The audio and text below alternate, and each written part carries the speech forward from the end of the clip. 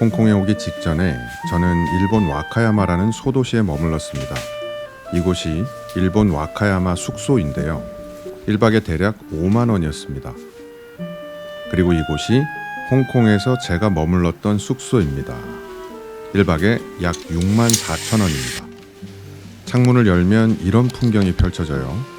서민들이 거주하는 홍콩의 고층 아파트를 소위 닭장이라고 부르잖아요.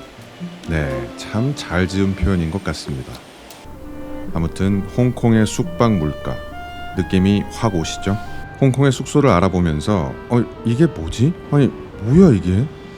정말이지 홍콩 물가에 대해선 아무것도 몰랐던 저는 홍콩에서 한 달을 지낼 생각이었습니다. 하지만 숙소 물가를 보고 일단 10박을 먼저 해보고 이후에 연장할지 말지를 결정하기로 했어요. 그리고 홍콩에 며칠 있으면서 10박 이상은 있을 필요가 없겠다 확신을 하게 됐습니다. 만약에 지금 보이는 사진 속 풍경처럼 제가 어릴 적 비디오를 통해 봤던 홍콩의 모습이 그대로 남아있었다면 저는 아마도 숙박을 연장해 한 달을 머물렀을 것 같아요. 그러면 거의 200만 원인데 그래도 저는 200만 원 태울만 할 것 같습니다.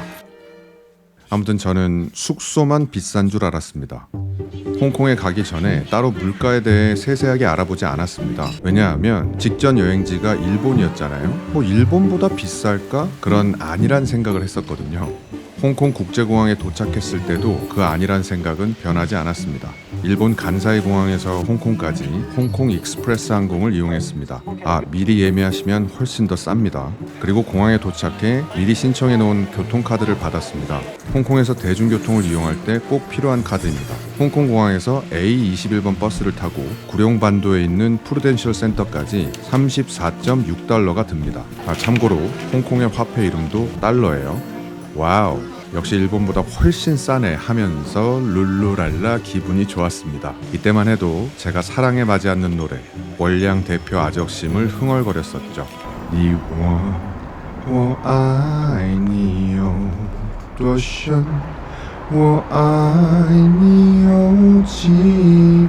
그만. 하지만 숙소에 짐을 풀고 편의점에 가서 담배 가격을 본 순간 심장이 바닥으로 떨어졌습니다. 저는 저를 질책하기 시작했어요.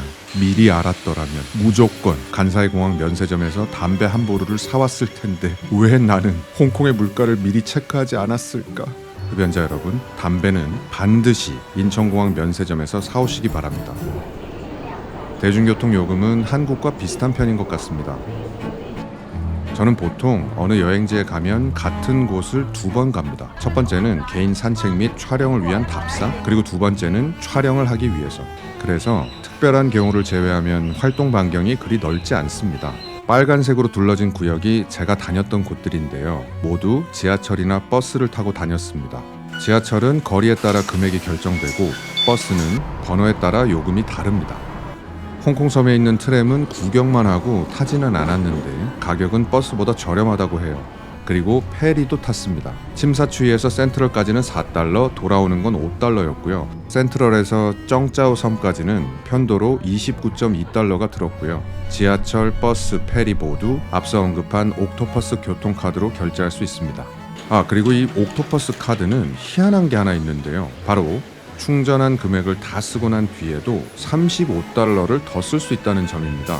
제가 이걸 온라인에서 구매할 때는 이런 설명이 없어서 그에 관해 전혀 몰랐었는데 숙소 근처에 있는 편의점 직원이 알려줘서 알게 됐습니다. 여러분께서는 꼭 참고하셨으면 좋겠습니다.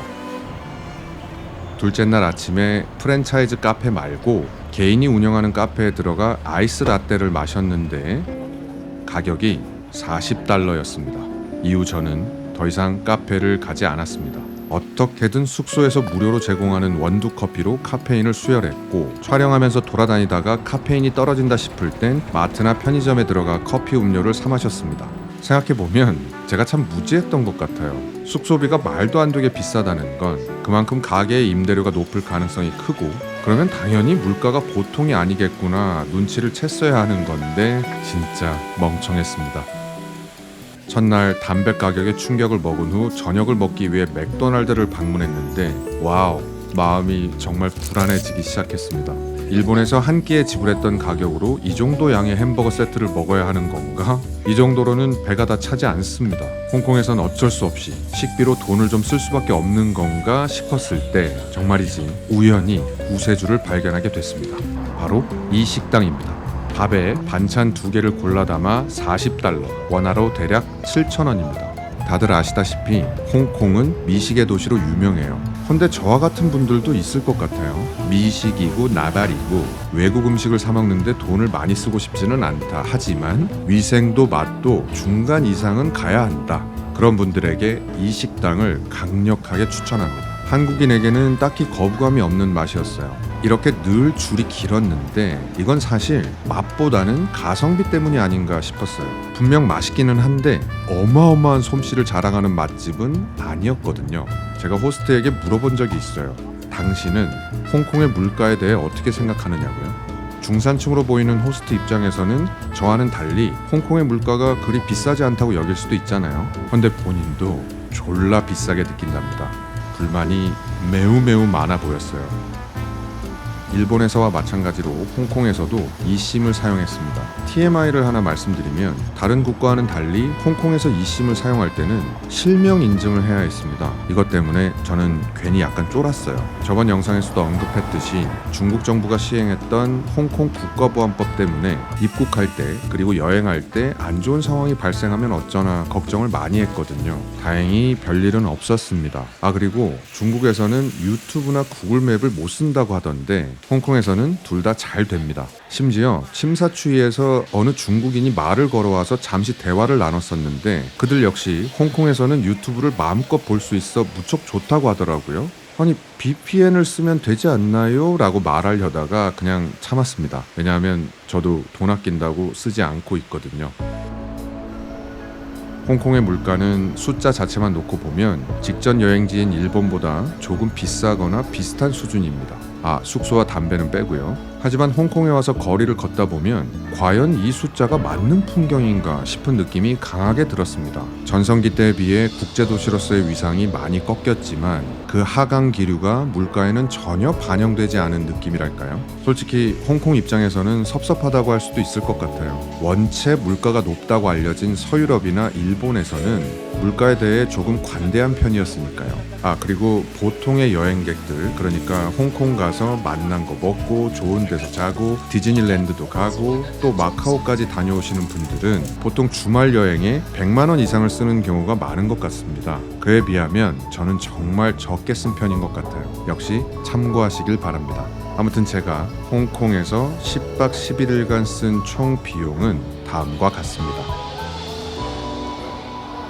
저는 이제 너는 연구소 기준 동남아시아에서 한류의 열풍이 가장 거세게 느껴졌던 곳으로 갑니다.